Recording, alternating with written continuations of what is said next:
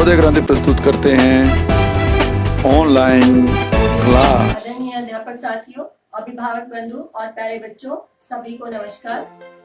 मैं सुनीता, प्रवक्ता भूगोल, government girls senior secondary school Muthladda Sonipat, आप सभी का नवोदय क्रांति के ऑनलाइन सेशंस में स्वागत करती हूँ। प्यारे बच्चों, अभिभावक बंधुओं और प्रिय साथियों, आज का हमारा टॉपिक है 9th क्लास का। हम 9th क्लास की सोशल साइंस का टॉपिक है और टॉपिक का नाम है पालमपुर गांव की कहानी। तो पालमपुर गांव की कहानी, इस टॉपिक को जब हम कोई भी कार्य करते हैं तो उसको करने का उद्देश्य क्या है? इसका मुख्य उद्देश्य है कि उत्पादन का संगठन जो है, उसके जो क्रियाकलाप है, उत्पादन के लिए किन किन कार्यों का, किन चीजों का प्रयोग किया जाता है, कैसे वो संगठित होती है, उनका कैसे उपयोग होता है। तो बेसिकली इसका उद्देश्य है उत्पादन के संगठन और विभिन्न कारकों का अध्ययन करना, जिसमें पालमपुर एक काल्पनिक गांव लिया है। मैं पहले समरी डिस्कस करती हूँ, उसमें हमने उन्हीं चारों कारकों का ही अध्ययन करना है।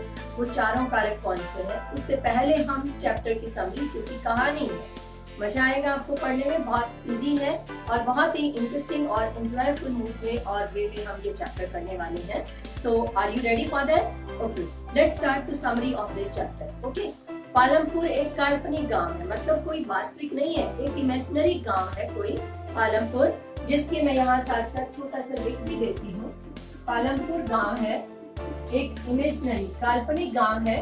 इसी के साथ लगभग 3 किलोमीटर की दूरी पर शाहपुर रायगंज बड़ा गांव है और इससे लगभग 1.5 किलोमीटर की दूरी पर क्या है? शाहपुर एक कस्बा है। शाहपुर एक कस्बा है। यहाँ के लोगों की मुख्य आर्थिक क्रिया क्या है? कृषि है। मुख्यतः लोग कृषि करते हैं।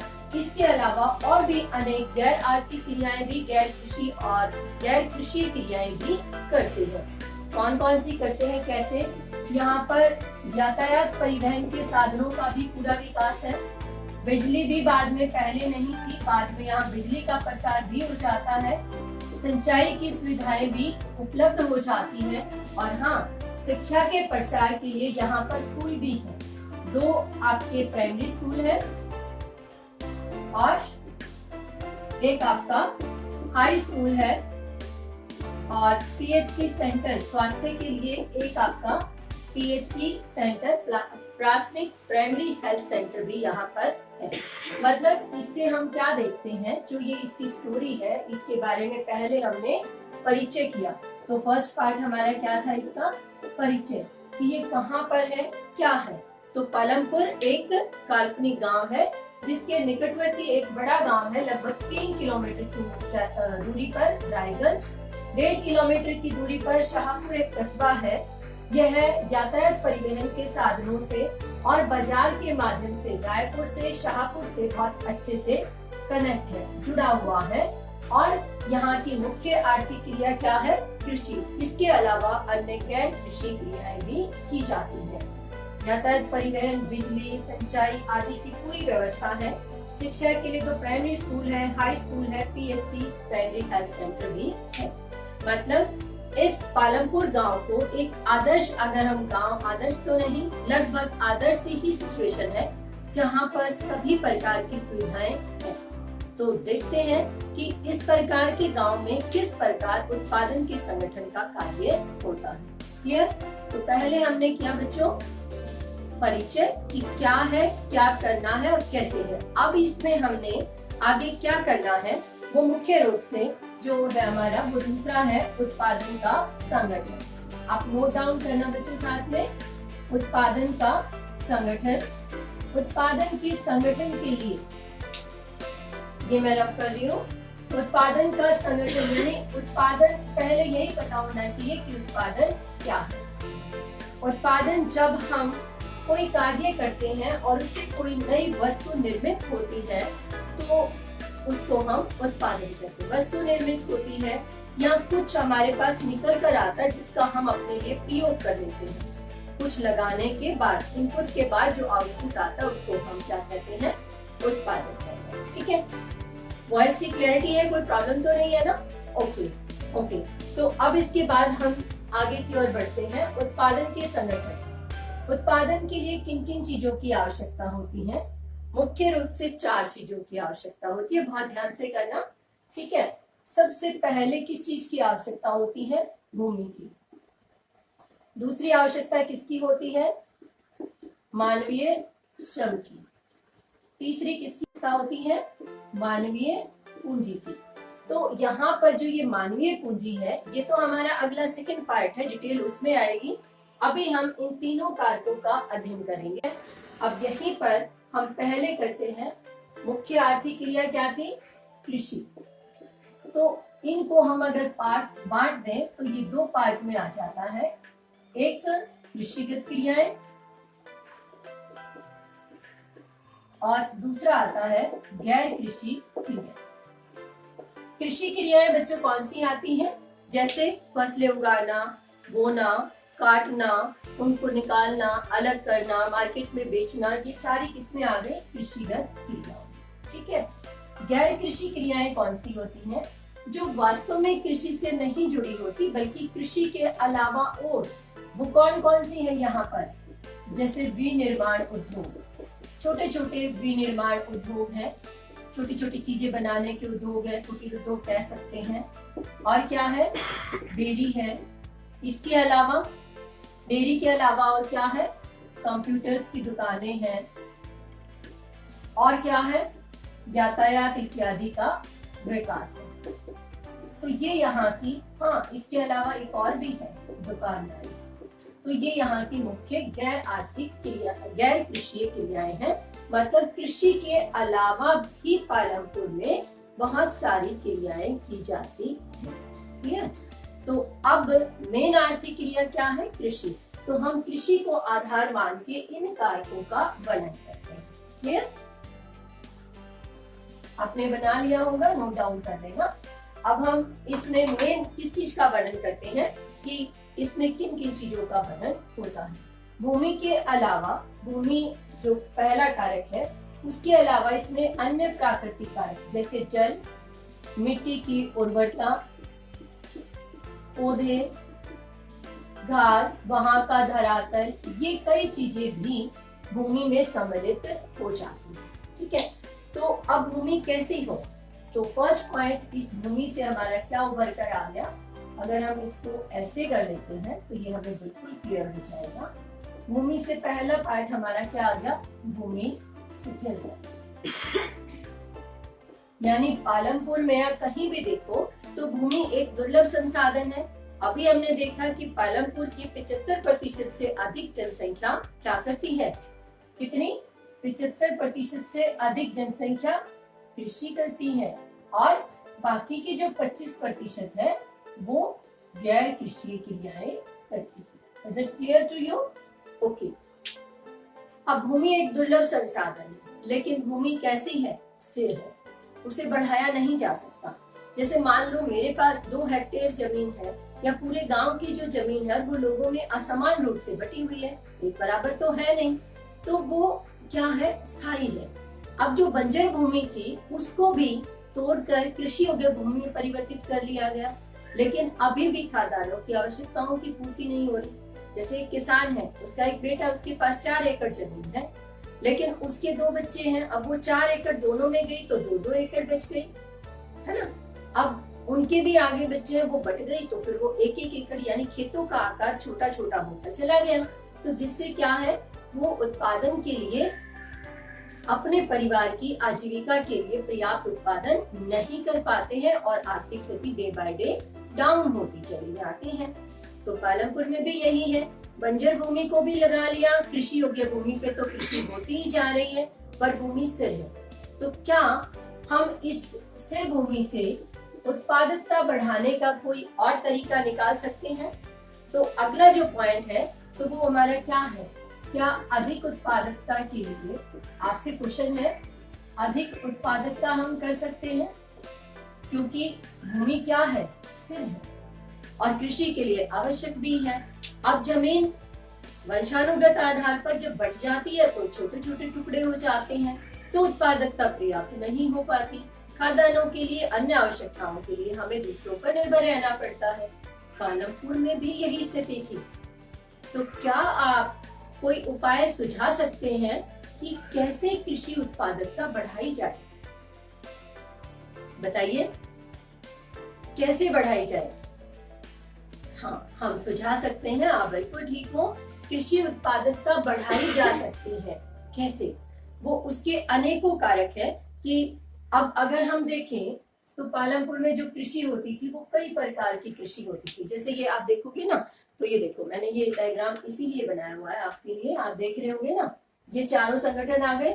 अब उसके बाद पालमपुर में खेती कैसी है होगी, अब कैसी कैसी फसलें उगाई जाती हैं, उत्पादन बढ़ाने के तरीके क्या हैं, तो ये अभी हमने करना है ना। दिख रहा है आपको? तो ये डायग्राम आप भी ऐसे ही बनाना, इससे आपको इजी हो जाएगा। ठीक है। तो अनेक प्रकार की फसलें उगाई जाती हैं। जैसे कुछ फसलें अधिक उत्पादकता के लिए, पहले तो हम ये देखेंगे कौन कौन सी फसलें उगाई जाती हैं। जैसे वो कौन कौन सी फसलें उगाते हैं पालमपुर के लोग? गेहूं उगाते हैं, गेहूं, सरसों है, और गेहूं है, सरसों है, अलसी है, ये अनेक फसलें उगाते हैं। इधर कुछ जब बरसात का सीजन शुरू होता है, ये सर्दियों में उगाते हैं अक्टूबर नवंबर में, और मार्च अप्रैल में काट लेते हैं। जब बरसात का सीजन शुरू होता है तो उस समय ये यहाँ पर क्या उगाते हैं? चावल तो नहीं, जवार, बाजरा, क्योंकि पशु भी पालते हैं, तो जवार, बाजरा इत्यादि फसलें उगाते हैं। इन दोनों के बीच में जो समय बच जाता है उसमें आलू और गन्ने आदि की फसलें भी लेते हैं। तो इसके आधार पर हमने देखा कि पूरे साल भर कोई ना कोई फसल उगाते रहते हैं, परंतु फिर भी आवश्यकताओं की पूर्ति नहीं होती। तो जो अलग अलग फसलें, अभी मैंने कहा कि ये हम कब उगाते हैं? सर्दी के मौसम में, तो इसको हम क्या कहते हैं? रबी की फसलें। और ये कब उगाते हैं? बरसात के मौसम में, तो इनको हम क्या कहते हैं? खरीफ की फसलें। ठीक है। अब रबी की फसलें कौन सी होती हैं? ध्यान रहे, साथ साथ करते रहना। जो शीत ऋतु के आरंभ में यानी अक्टूबर नवंबर में बोई जाती हैं और अप्रैल में, मार्च में काट ली जाती है। कम तापमान की आवश्यकता होती है, कम वर्षा की आवश्यकता होती है। जवार, बाजरा आदि वर्षा ऋतु के आरंभ में बोई जाती है, यानी मई और जून के आरंभ में जब बरसात आरंभ होती है, और शीत ऋतु के आगमन में काट ली जाती है। तो अक्टूबर से नवंबर दिसंबर के बीच जो 3 समय की अवधि है, 3 महीने की, उसमें आलू इत्यादि की अनेक फसलें ली जाती हैं। और हाँ, गन्ना क्या है? गन्ना 1 वर्ष में तैयार होती है फसल। इससे गुड़, खांड, शक्कर इत्यादि बनाई जाती थी। तो ये फसलें उगाते थे, लेकिन फिर भी साल भर फसलें उगाते थे। 2 या 3 फसलें भी उगाते थे, उनको पता है क्या कहते थे? बहुफसली कृषि। अब वो कैसे उगाते थे? अनेक फसलें कैसे उगाते थे? कि ये तो उगाते थे, इसके अलावा पहले सिंचाई करते थे, तो रहट इत्यादि के द्वारा सिंचाई करते थे। फिर क्या हुआ? पालमपुर में बिजली आ गई, तो उसके द्वारा उन्होंने ट्यूबवेल, नलकूप वगैरह लगा दिए। अब धीरे धीरे, पहले तो सरकार ने दिए, फिर लोगों ने अपने खुद लगा लिए। फिर नहरें आ गई, तो इस प्रकार सिंचाई होने लगी। पशु पालते थे तो गोबर इत्यादि खाद और उर्वरक डाल देते थे फसलों में, जिसके कारण अनेक फसलें लेते थे। तो एक ही खेत से एक समय में अनेक फसलें ली जाती हैं, तो उसको हम कहते हैं बहुफसली कृषि। क्या और भी तरीके थे? अब इससे भी उत्पादकता नहीं बढ़ी तो, लेकिन बहुत ज्यादा नहीं। तो और भी तरीके थे क्या? हाँ थे। और क्या तरीके थे? फिर 1960 के दशक में बच्चों क्या हुआ? 1960 के दशक में, दशक क्या होता है? 10 वर्षों का समय, यानी 60 से 70 के बीच क्या आई? हरित क्रांति। नोट करना, क्या आई? हरित क्रांति आ गई। अब वो हरित क्रांति क्या है? हरित मतलब हरी भरी, क्रांति बहुत तेजी से उत्पादन में वृद्धि होना। तो इस समय किसका प्रयोग किया गया? कई चीजों का प्रयोग हुआ। जैसे सिंचाई की विधियां अपनाई जाने लगी। दूसरा, HYV सीड्स। HYV सीड्स मतलब अधिक उपज देने वाले बीज, उर्वरक, खाद, कीटनाशकों से बचने के लिए कीटनाशक दवाएं और कृषि यंत्रों, अनेक प्रकार की मशीनें जैसे कृषि ट्रैक्टर, हार्वेस्टर, थ्रेशर, कंबाइन इत्यादि मशीनों का प्रयोग होने लगा और अनेक आधुनिक विधियां, इसको मैं यहां लिख रही हूं, अनेक आधुनिक कृषि विधियां जैसे फसलों को, क्लियर हो रहा है, फसलों को अदल बदल कर बोना आदि अनेक प्रकार की अलग अलग भागों में अलग फसलें बोना, एक फसल से उर्वरा शक्ति समाप्त हो गई तो दूसरी, तो इस प्रकार अचानक फसलों के उत्पादन में जब इन चीजों का प्रयोग किया तो उत्पादन बहुत तेजी से बढ़ा। जब उत्पादन तेजी से बढ़ा तो उसको क्या नाम दिया गया? हरित क्रांति। क्लियर हुआ? लेकिन क्या भूमि की वहन क्षमता, जो अगला हमारा इसके बाद का पॉइंट आता है, इसको मैं ऊपर कर लूं, पहला भूमि स्थिर है, उसमें आ गया अधिक उत्पादन, दूसरा ये फसलों के प्रकार आ गया, तीसरा बहुफसली कृषि, चौथा आपका क्या आया? हरित क्रांति। अगला पांचवा पॉइंट क्या आता है बच्चों? यहां लिख देती हूँ, पांचवा पॉइंट हमारा क्या आया कि क्या इससे भूमि की वहन क्षमता बराबर रही? उत्पादन तो बढ़ गया, निवेश होने लगा। निवेश क्या होता है? जब हम चीजों को लगाते हैं, जैसे पंजाब हरियाणा में जो हम बात कर रहे थे, तो पंजाब और हरियाणा में क्या हुआ, और पश्चिमी उत्तर प्रदेश में उत्पादन बहुत तेजी से बढ़ा, गेहूं का और दालों का क्षेत्रफल बहुत बढ़ा और उत्पादन भी बहुत बढ़ा। कारण था कि इन्होंने ट्रैक्टर खरीद लिए, उर्वरकों का प्रयोग किया जाने लगा, सिंचाई की विधियां, नहरों इत्यादि का प्रयोग किया गया और कृषि उत्पादन एकदम बढ़ गया। लेकिन अन्य भागों में नहीं हुआ, तो इससे क्या समस्या उभर कर आई? तो उसमें आ गया भूमि की वहन क्षमता। इसको मैं तब तक रब करती हूँ यहाँ से, ठीक है? इस पार्ट को हम आगे लेकर चलेंगे। इसको हम यहाँ से और इसको हम पांचवें पॉइंट को ये इधर के बाद और हम पांचवा यहाँ लेकर आते हैं, बल्कि यहाँ। तो क्या भूमि की वहन क्षमता बढ़ी? क्या भूमि इसको सहन कर पाई? हाँ, भूमि इसको, जब हम आवश्यकता से अधिक किसी चीज का उत्पादन करते हैं, कहते हैं ना कि excess of everything is bad, but ये भी जरूरी है कि जितना हम निवेश करेंगे उतना ही उत्पादन होगा। जैसे जितना गुड़ डालेंगे मीठा उतना ही होगा, है ना? जैसे पंजाब हरियाणा में अधिक निवेश किया बीजों के रूप में, खाद के रूप में, तो अधिक उत्पादन हुआ, ठीक है। लेकिन जब आवश्यकता से अधिक डाल देंगे तो क्या होगा? ज्यादा गुड़ डाल दिया तो पी भी तो नहीं जाएगी ना, चाहे शुगर भी तो हो जाएगी ना। तो excess of everything is bad. तो भूमि की वहन क्षमता को, इन सभी कारकों से क्या हुआ? भूमि की वहन क्षमता पर प्रभाव पड़ा। क्या प्रभाव पड़ा? जैसे लगातार उर्वरकों का प्रयोग, जब हम खादों का प्रयोग करते हैं तो एकदम उत्पादन तो बढ़ जाता है, लेकिन जो मिट्टी की उर्वरता है वो धीरे धीरे समाप्त होती चली जाती है, खत्म हो जाती है, उस पर हानिकारक प्रभाव पड़ता है। जब सिंचाई, अति सिंचाई हो जाती है तो उससे भूमि में लवणता की मात्रा बढ़ जाती है और वो कृषि के लिए अयोग्य हो जाती है, ठीक है। जब हम अधिक कीटनाशकों का प्रयोग करते हैं, किसका? अधिक कीटनाशकों का प्रयोग करते हैं, तो हमारा जो उत्पादन है उसकी गुणवत्ता भी कम हो जाती है।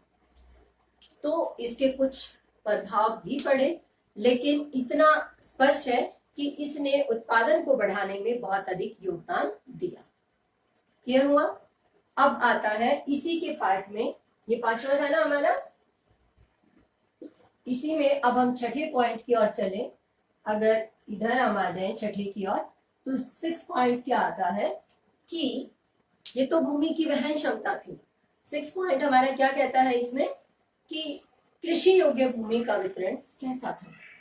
तो मतलब भूमि का वितरण, हम पहला ही कारक कर रहे हैं ना अभी, तो भूमि का वितरण कैसा था? असमान था बच्चों। कैसा था? असमान था। तो हम इसको बंद करते हैं, अभी रब करते हैं, यहाँ करते हैं। भूमि का वितरण कैसा था? असमान। असमान का मतलब क्या है कि भूमि सभी लोगों में एक समान रूप से बटी हुई नहीं थी। पालमपुर में कुल कितने परिवार थे बच्चों, पता है? नोट करो, पालमपुर में कुल 450 परिवार थे। कितने परिवार थे? 450 परिवार थे। इनमें अब हम क्या कर रहे हैं? भूमि का असमान वितरण। तो पालमपुर में कुल 450 परिवार थे। इन 450 परिवारों में से 260 परिवार ऐसे थे जो बड़े पूंजीपति थे, जिनके पास 2 हेक्टेयर से ज्यादा और लगभग 6 और 7 हेक्टेयर तक जमीन थी। बड़े किसान थे। और लगभग 40 परिवार ऐसे थे जिनके पास कितनी थी? 2 हेक्टेयर से कम, यानी छोटे छोटे खेत थे। और हाँ, कितने बच गए? लगभग 150 परिवार। तो 150 परिवार ऐसे थे बच्चों जिनके पास कोई भूमि नहीं थी। तो उनको हम क्या कहते हैं? भूमिहीन किसान। वो क्या करते थे? दूसरे के खेतों पर काम करते थे।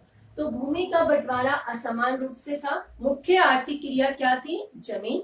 तो अब भूमि के अलावा, कृषि के अलावा और वो क्या कार्य करते थे? तो अब ये हमारा जो हमने अभी यहाँ पर किया था, पहला पार्ट क्या किया था? भूमि, पहला कारक ये किया था ना। और दूसरा कारक हमारा क्या था? इसको हम यहाँ लिख लेते हैं, श्रम। तो अब हम दूसरे कारक की ओर बढ़ते हैं। ठीक है, पहला आपको समझ आया होगा भूमि, जिसके आगे 4-5 प्रकार थे कि भूमि सीमित थी, भूमि स्थिर संसाधन था, किस प्रकार उसका प्रयोग किया गया, क्या उत्पादन को बढ़ाया जा सकता था, हरित क्रांति आई तो उसका प्रभाव क्या पड़ा, की वहन क्षमता पर प्रभाव पड़ा। हाँ, तो कैसे पड़ा? पालमपुर में भी पड़ा। और फिर भूमि का वितरण कैसा था। ठीक है, तो इन सभी के बाद जब सभी के पास समान जमीन नहीं है, लगभग 150 परिवार तो भूमिहीन है, तो अब ये क्या करते थे? और ये खुद कार्य नहीं करते थे, तो किस पर निर्भर थे? इन परिवारों पर। तो ये क्या था? मानवीय श्रम। अब श्रमिकों में बच्चों 2 प्रकार आते हैं। एक आता है शिक्षित और दूसरे आते हैं अशिक्षित। तो पालमपुर के अधिकतर लोग क्या करते थे? कृषि करते थे। जो शिक्षित थे वो छोटे मोटे गैर कृषि कार्य करते थे, जिनका हम अभी बाद में वर्णन करेंगे। वो छोटे छोटे गैर कृषि कार्य करते थे। अब ये कृषि कार्य करते थे तो मतलब ये जमींदार के जो बड़े खेतों वाले लोग थे, इनके खेतों पर काम करते थे। ये परिवार जिनके पास थोड़ी जमीन थी, ये अपना गुजारा स्वयं कर लेते थे, अपने उत्पादन के लायक, अपने जीवन निर्वाह के लायक उत्पादन कर लेते थे। बड़े परिवार खुद कार्य न करके, क्योंकि पर्याप्त पूंजी थी, तो ये इन भूमिहीन श्रमिकों को कार्य पर लगा लेते थे। ठीक है, अब हुआ क्या कि सभी को भूमि की जो मजदूरी थी सरकार के द्वारा नियत की गई थी पालमपुर में 115 रुपए प्रति व्यक्ति, लेकिन जो छोटे किसान थे उनको मैक्सिमम 60 से 75 और 70 रुपए तक ये लोग देते थे। तो पूरी आय नहीं देते थे, और यहाँ तक कि वो 35 से 40 रुपए पर भी कार्य करने को तैयार हो जाते थे, क्योंकि कोई विशेष अन्य आर्थिक क्रिया नहीं थी, शिक्षित भी नहीं थे, तो इसलिए उन्हें खेती ही करनी थी। तो अधिक प्रतिस्पर्धा होने के कारण वो नियत मजदूरी से कम मजदूरी पर भी कार्य करने को तैयार हो जाते थे। यानी जब हमारे पास खाने को कुछ नहीं है ना, तो हम चॉइस नहीं करेंगे ना, जैसा मिल जाएगा वैसा ही खा लेंगे। बहुत भूख लग रही है तो नहीं मिलेगा, थोड़ा सा भी मिल गया तो उसी से भी गुजारा कर लेंगे। तो अधिक प्रतिस्पर्धा होने के कारण ये कम वेतन पर भी कार्य करते थे। और वेतन मतलब कार्य सारा साल मिलता भी नहीं था। जैसे आपकी बुक में भी 2 उदाहरण दिए हुए, डाला और रामकली। बहुत ही गरीब किसान है। डाला कहता है कि मजदूरी नहीं मिलती है, अब मशीनों ने ट्रैक्टर, हार्वेस्टर, थ्रेशर, कंबाइन आदि आ गए हैं, तो अब मजदूरी मिलना बड़ा मुश्किल हो गया है और परिवार का गुजारा भी नहीं चल पाता है। मैं साहूकार के खेत में काम करता हूँ, लेकिन मुझे तो 70 रुपए प्रति माह ही मिलते हैं, जिससे मुश्किल से गुजारा हो पाता है।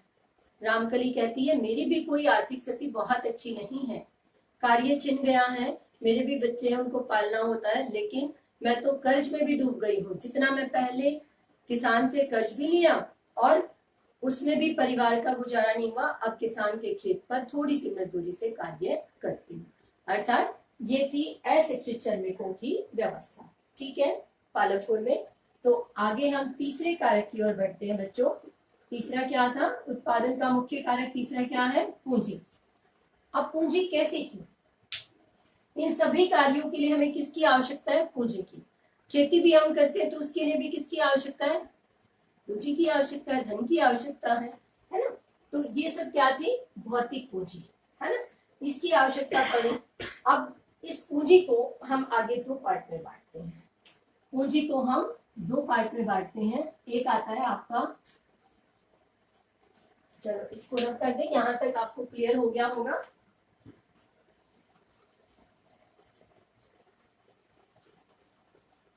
भौतिक पूंजी और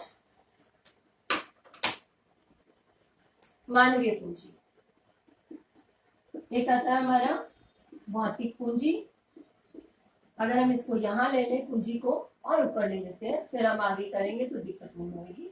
पूंजी, इसके दो पार्ट थे, एक भौतिक पूंजी और एक,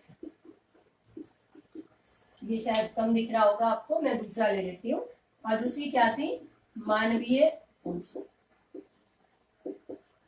अब आपके पास यहाँ आपको क्वेश्चन रेज हो रहा होगा, समझना होगा भौतिक पूंजी क्या है। इसको फिर आगे भौतिक पूंजी को दो पार्ट में बांटा, एक स्थायी पूंजी और एक कार्यशील पूंजी। भौतिक पूंजी क्या है?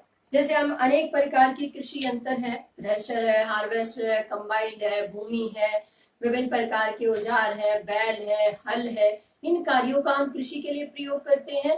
तो ये हमारी क्या है? भौतिक पूंजी है। कच्चा माल लेकर आते हैं, बीज लेकर आते हैं, सिंचाई के लिए नलकूप, ट्यूबवेल वगैरह लगवाते हैं, तो ये सब क्या है? ये हमारी भौतिक पूंजी है। अब इसमें से कुछ आप देखोगे, जैसे ये सारी क्या थी? हमारी भौतिक पूंजी थी। इसमें से कुछ स्थायी है, जैसे भूमि है। किसान ने अपना ट्रैक्टर खरीद लिया, हार्वेस्टर, कंबाइन, थ्रेशर इत्यादि खरीद लिए, तो वो क्या है? लंबे समय तक जो पूंजी किसान के कार्यों के लिए प्रयोग में लाई जाती है, उसको हम कहते हैं स्थायी पूंजी। ठीक है।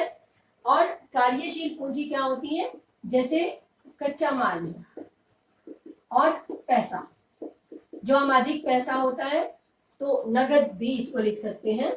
जो नगद होती है, पैसा मिलता है हमें, उसको हम मार्केट में दे देते हैं, आप बैंक में जमा करा देते हैं, जब जरूरत पड़ती तो फिर निकाल लेते हैं। यानी जो खत्म होता चला जाता है थोड़े समय के लिए, कच्चा माल भी वैसे ही, उर्वरक, खाद इत्यादि भी। तो ये हमारी क्या है? कार्यशील पूंजी, जो निरंतर खत्म होती रहती है और बदलती रहती है। और स्थायी, जो किसान ने एक बार ले ली तो वो उसके पास उसके कार्यों को प्रयोग करने में आती रहती है। समझ आया? तो अब भूमि, मानवीय श्रम और पूंजी के बाद अगला कारक आ गया था, दो के बाद पूंजी। तो पूंजी हमने पढ़ी, दो प्रकार की होती है। अब इस पूंजी की क्या आवश्यकता थी? अब यहाँ पर हम सभी का एक किसान है, उसका उदाहरण दिया हुआ है आपकी बुक में भी, और आप उसे ध्यान से पढ़ना, उससे आपको बड़ी बातें क्लियर हो जाएंगी। अब हमने देखा भूमि का वितरण असमान है, श्रमिक के रूप में कार्य करते हैं, मेहनत मजदूरी कम मिलती है, आजीविका भी नहीं चल पाती, तो वो क्या करते हैं उसके लिए? अब वो क्या करेंगे? या तो कर्ज लेंगे, बैंक से लेंगे, या साहूकार से, पूंजीपति से कर्ज लेंगे। तो सविता ऐसी ही एक किसान है जो 3 बच्चों की माँ है।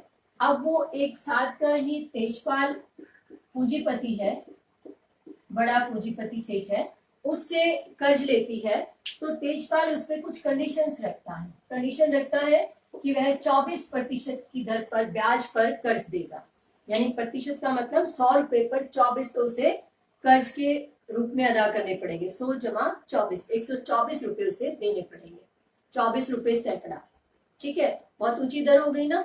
दूसरा वो कहता है कि वो केवल 4 महीने के लिए उसे कर्ज देगा। कितने महीने के लिए देगा? 4 महीने के लिए, मतलब जब तक फसल पूरी होगी। और तीसरी कंडीशन क्या लगाता है कि जब अगर वो कर्ज नहीं उतार पाई तो उसके खेत में उसको मजदूर के रूप में कार्य करना पड़ेगा, और वो उसे मजदूर के रूप में केवल 35 रुपए प्रतिदिन मेहनताना मजदूरी देगा। लेकिन सविता को आगे फसल उगाने के लिए पैसों की जरूरत थी, क्योंकि उसके पास तो थोड़ी सी जमीन थी, तो इसलिए उसने सशर्त ये स्वीकार कर लिया और कर्ज ले लेते हैं। पता है क्या होता है? अब 4 महीने के बाद वो इतनी बंध जाती है, अपने खेत पर काम करने के बाद उसे तेजपाल के खेत पर काम करना पड़ता है। तो इस प्रकार लोगों की दशा अत्यंत दयनीय हो जाती है। अब जो मंझोले और बड़े किसान होते हैं वो अतिरिक्त पूंजी बच जाती है, तो उस पूंजी को कहाँ जमा कराते हैं? मार्केट में, बाजार में जमा कराते हैं। उसके कारण बाजार से क्या होता है? उनकी अतिरिक्त पूंजी का उनको ब्याज मिल जाता है बड़े किसानों को, जिससे वो आगे मशीनें खरीदने, उत्पादन के लिए प्रयोग में लाते हैं, और छोटे किसानों को उनसे कर्ज मिल जाता है, जिससे वो अपना कार्य करते हैं। इस प्रकार बैंक मध्यस्थता का कार्य करता है और विकास को बढ़ाने में योगदान देता है। ये हमारा हो गया पूंजी का। अब बात रहेगी पूंजी में मानवीय पूंजी। मानवीय पूंजी क्या है? इसमें मनुष्य का कौशल और तकनीकी ज्ञान, जो हमने अगले चैप्टर में स्टडी करना है। यहाँ पर हमने भौतिक पूंजी का, और यानी इन 3 कारकों का, उत्पादन के तीनों कारकों का वर्णन करना था, भूमि, श्रम और पूंजी। क्लियर हुआ? यहाँ तक आपको समझ आया? अब हमने शुरू में ही किया था, समझ आया ना? गुड।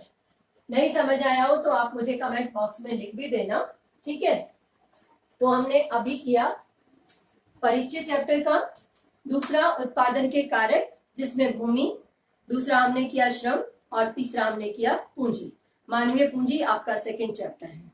अब शुरू में हमने किया था आर्थिक कृषि क्रियाएं और गैर कृषि क्रियाएं। तो अब पालमपुर में गैर कृषि क्रियाएं कौन कौन सी थी? कौन कौन सी थी? अब हम उनके बारे में देख रहे हैं। गैर कृषि क्रियाएं,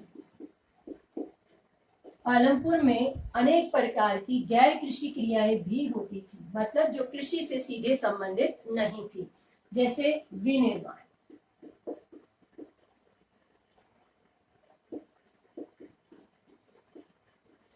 विनिर्माण क्या था कि इसमें जो किसान थे उनके अलावा जिनके पास थोड़ी जमीन थी, जैसे तैसे बैंक से या साहूकार से ऋण लेकर, विशेषकर सहकारी बैंक खुल गए थे गांव में, उनकी सहायता से वो ऋण लेकर कुछ छोटे छोटे कार्य कर लेते थे। जैसे विनिर्माण में, ये देखो मैं आपको दिखाती हूँ। विनिर्माण में ये देख रहे होंगे आप, अधिशेष उत्पादों की बिक्री के लिए मार्केट का आ गया, डेयरी, लघु स्तरीय विनिर्माण जिसमें आपका मिश्री लाल का और करीम का है, कंप्यूटर की दुकानें और गन्ना पेरने की मशीन। देखा आपने? तो विनिर्माण में 2 उदाहरण है, एक मिश्री लाल का है। मिश्री लाल एक छोटा किसान है, बहुत छोटा सा, जिसके पास बहुत ज्यादा जमीन नहीं है। तो वह क्या करता है, बैंक से और सहकारी समितियों के माध्यम से ऋण लेता है। ऋण लेने के बाद वो गन्ना पेरने की मशीन ले लेता है। अब मैं आपको ये क्यों बता रही हूँ बहुत ध्यान से, क्योंकि इसमें से भौतिक पूंजी कौन सी है, कार्यशील कौन सी है, स्थायी पूंजी कौन सी है, किस प्रकार इसका प्रयोग करते हैं, वो फिर बाद में हमने करना है, ठीक है ना? तो मिश्री लाल गन्ना पेरने की मशीन ले लेता है। अब गन्ना भी उगाया जाता है ना पालमपुर में। अब वो क्या करता है, लोगों से गन्ना लेता है, गन्ना लेकर उसकी पेराई का कार्य करता है, गुड़ और शक्कर बनाता है, और पास में ही जो शाहपुर कस्बा है और रायगंज गांव है उसमें जाकर अपनी झोटा बुग्गी है या रैडू वगैरह है, टोंगा है, उसकी सहायता से वहां पर बेच देता है और लोगों को भी देता है, जिससे उसको अतिरिक्त आय होती है और वो अपना कार्य चला लेता है। उसी प्रकार दूसरा करीम है। करीम क्या करता है, पढ़ा लिखा है, उसे कंप्यूटर का ज्ञान है, तो वह कंप्यूटर खरीद लेता है और गांव में ही कंप्यूटर की दुकान और एक सेंटर खोल लेता है, कंप्यूटर सेंटर खोल लेता है, जिसमें गांव के जो बच्चे थे वो हाई स्कूल के बाद बाहर की ओर जाते कंप्यूटर सीखने तो उनको बहुत पैसा देना पड़ता था। तो करीब गांव की ही 2 लड़कियां जो पढ़ी लिखी थी उनको अपने कंप्यूटर सेंटर पर लगा लेता है। अब जो गांव के बच्चे बाहर जाते थे वो सारे वहीं आ जाते हैं। तो गांव के लोगों को भी कार्य मिल गया, उन लोगों की वहीं शिक्षा की व्यवस्था हो गई और करीम की भी आमदनी होने लगी। तो इस प्रकार के छोटे छोटे विनिर्माण कार्य पालमपुर गांव में किए जाते थे। ठीक है, दूसरा क्या था, दूसरी मुख्य आर्थिक क्रिया क्या थी, डेयरी।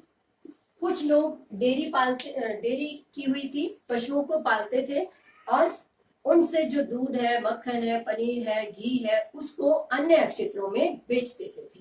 तो वो चारे की फसलें उगाते थे या साहूकार के खेत से चारा ले लेते थे और उस चारे के बदले उनको दूध वगैरह दे देते थे। जब अतिरिक्त उत्पाद अगर बच जाते थे तो उसे रायपुर और रायगंज और शाहपुर में बेच देते थे। क्लियर हो गया? तो दूसरा क्या हो गया, डेयरी। और तीसरी आर्थिक क्रिया, गैर कृषि क्रिया कौन सी थी, वो आता है दुकानदार। विशेषकर ये वस्तु विनिमय नहीं करते थे। वस्तु विनिमय क्या होता है, जब हम वस्तु के बदले वस्तु देकर अपनी आवश्यकताओं की पूर्ति करते हैं। तो पालमपुर में दुकानदार वस्तु विनिमय नहीं करते थे। ये क्या करते थे, जो शहर के, रायगंज के, शाहपुर के, आसपास के शहरों के जो लोग सामान लेते थे उनसे ये सामान थोक विक्रेताओं से ले लेते थे और गांव में छोटी छोटी जनरल स्टोर के रूप में दुकानें खोल लेते थे, जिन पर आम जीवन की चीजें जैसे साबुन है, तेल है, टूथब्रश है, गेहूं है, चावल है, दालें हैं, चाय पत्ती है, माचिस है, सामान्य दैनिक जीवन की वस्तुएं उन पर रखते थे और लोगों को सुविधा उपलब्ध कराते थे, जिससे इनको भी आय हो जाती थी और लोगों को भी आसानी से वस्तुएं मिल जाती थी। और क्या था वहां पर इसके अलावा, परिवहन। फोर्थ आर्थिक गैर कृषि क्रिया क्या थी, परिवहन। अब जब ये देखा तो परिवहन का बहुत तेजी से विकास हुआ। इसी प्रकार एक कृषक ने क्या किया, उसके पास जमीन नहीं थी, भूमिहीन कृषक था, तो उसने भैंस पाल ली। जैसे डेयरी होती है तो उससे एक भैंस खरीद ली ऋण लेकर, बैंक से सस्ती दरों पर ऋण लिया और उसने अपनी भैंस खरीद ली। उससे दूध मिलता, घी, परिवार का गुजारा होता था और जो अतिरिक्त आय हो जाती थी, दूध जैसे बेचकर उसे आय होती थी, तो उसने क्या किया, बुग्गी ले ली। क्या ले ली, बुग्गी ले ली, मतलब टोंगा, भैंसा बुग्गी के रूप में। अब वो क्या करता, जब कृषि के क्षेत्र में उसे कार्य नहीं मिलता मजदूर के रूप में, तो उस समय वो कुम्हार के यहाँ मिट्टी लाने के लिए जो ऑर्डर मिलता वो लेता, वहां से मिट्टी ले आता था। ठीक है, उसी प्रकार कोई शहर तक जाता तो उन लोगों को वहां तक छोड़ आता, शहर के लोगों को यहाँ तक ले आता। दुकानदारों का सामान लाने ले जाने के लिए उसका प्रयोग होने लगा, जिससे उसकी आमदनी सुनिश्चित हो गई। तो इस प्रकार उसने वहां पर उपलब्ध उन्नत यातायात परिवहन के साधन तो नहीं कह सकते, अच्छी अवस्था में जो सड़कें थी उनका भरपूर प्रयोग किया और अपने दिमाग का, जिसके कारण उसे स्थायी रूप में आमदनी होने लगी। ठीक है, तो ये थी पालमपुर की गैर कृषि क्रिया। तो इस प्रकार पालमपुर गांव में काफी विकास हुआ। तो अब हमने क्या देखना है, इसमें हमने क्या देखा कि उत्पादन के अनेक कारकों को अगर हम समुचित रूप में प्रयोग करते हैं तो आर्थिक क्रियाएं विकसित होती हैं, हमारी आजीविका भी आराम से चलने लग जाती है और सभी लोगों को रोजगार भी मिल जाता है। क्लियर?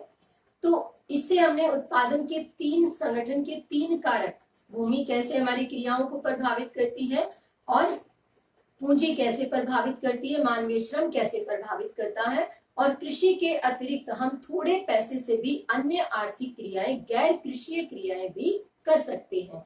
जैसे अलग अलग मिश्री लाल का उदाहरण आपके आगे है, करीम का है, फिर यहाँ दुकानदारी में अनेक लोगों का है, यहाँ परिवहन के रूप में यहाँ पर मिश्री लाल के भाई का उदाहरण है।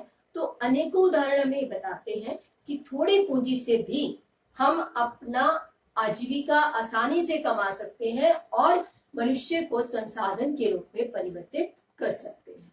समझ आया होगा चैप्टर? समझ आया ना? तो अब मैं आपको कोई होमवर्क नहीं दे रही हूँ, एक छोटा सा प्रोजेक्ट है जिससे आप ये चैप्टर समझ जाएंगे। ठीक है, आपके आसपास ये देखो मैंने लिखा हुआ है, आपको ये करना है, आप नोट डाउन कर लेना। बाद में अभी नोट डाउन ना कर पाओ तो बाद में सुन के फिर नोट डाउन कर लेना। जैसे आपके आसपास कोई गांव है, ठीक है, तो उसमें आपने अपने गांव में, आसपास के गांव में ये देखना है कि कैसे वो गांव एक दूसरे से जुड़े हुए हैं, आपके गांव की स्थिति कहाँ है, एक पॉइंट, किन किन भागों से आपका गांव जुड़ा हुआ है, क्लियर, 2 पॉइंट। तीसरा आपने क्या करना है, अपने गांव के कोई 5 लोग लेने हैं। कितने लेने हैं, 5। उनसे 5 प्रकार के कार्य आपने देखने जो हमने इसमें उत्पादन के संगठन के रूप में किया। जैसे पूंजी की व्यवस्था वो लोग कैसे करते हैं, मुख्य आर्थिक क्रिया क्या करते हैं, मतलब क्या वो रिक्शा चलाते हैं, कोई सेवा में कार्य करते हैं, क्या दुकान चलाते हैं अपनी, या कोई कंप्यूटर सेंटर है इनकी तरह, या कृषि का कार्य करते हैं, या कोई दर्जी की दुकान है, तो क्या ऐसे अलग अलग व्यवसाय करने वाले 5 लोग लेने हैं। पहला, वो कौन सी आर्थिक क्रिया करते हैं, ठीक है। दूसरा, उसमें जो भी 5 लोग अलग अलग नाम लिख लिया, 1 2 3 4 5, ठीक है। अब पहला आर्थिक क्रिया, आर्थिक क्रिया कौन सी करते हैं, पूंजी, किस प्रकार की पूंजी का प्रयोग करते हैं, कौन कौन सी पूंजी लेते हैं, उसमें से स्थायी पूंजी क्या है। तीसरा क्वेश्चन क्या हो गया, स्थायी पूंजी क्या है, कार्यशील पूंजी क्या है, श्रम के रूप में क्या कार्य करते हैं, ठीक है। और चौथा आपने लेना है कि किस प्रकार वह अन्य भागों से जुड़े हुए हैं। ये आपने प्रोजेक्ट करना है, ये एक सर्वे टाइप में है।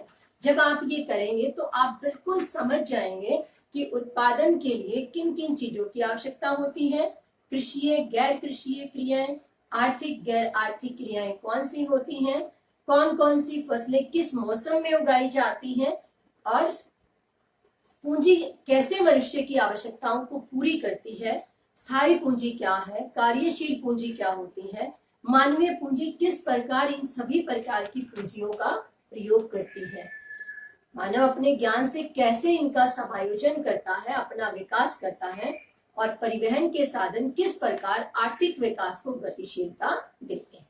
Clear, hope you understand the chapter. तो आज का चैप्टर जो हमारा था पालमपुर गांव की कहानी कंप्लीट हो गया होगा।